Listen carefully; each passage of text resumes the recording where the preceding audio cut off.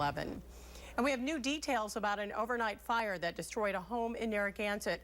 And the cause looks like it was related to work that was being done on some pipes in the home.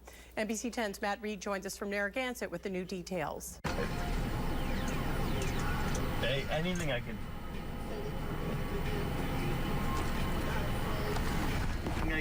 do for the team. I do apologize for that. Hopefully we will have that story in a few moments. And there was a gas leak in Cranston that triggered an evacuation. Thank you, RJ. Now back to that fire in Narragansett. NBC 10's Matt Reed has the new details.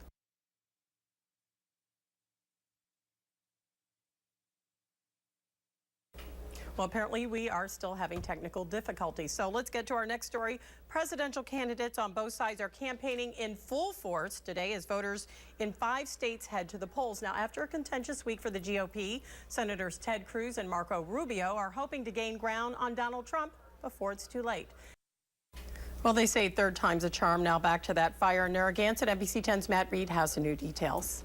The Narragansett Fire Department telling NBC 10 the state fire marshal's office believes this fire was started Friday by the soldering of pipes inside the building. The next door neighbor, who also happens to be a relative of the homeowner, tells NBC 10 contractors were inside the building just hours before the fire broke out. I looked over that way and seen the house fully involved and smoke pouring out. Stephen Carpenter only had time to grab his wife and his dog Saturday morning when he was evacuated from his home in the Breakwater Village complex off Ocean Road in Narragansett.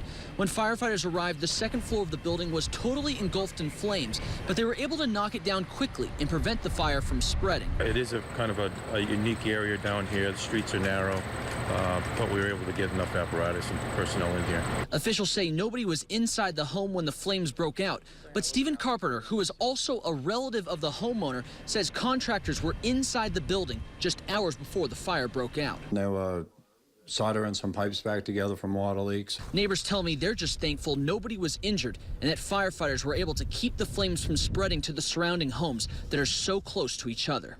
It could have happened to anyone in here, and we're just grateful that didn't spread to the houses around that do have families living in them, and it was 1:30 in the morning. The homeowner here lives in New Hampshire. I spoke with him on the phone tonight. He tells me he's devastated given this fire, but that thankfully both he and the contractor, who was apparently working inside the building, both have insurance. In Narragansett, Matt Reed, NBC 10 News. Well, whether you love him, hate him, or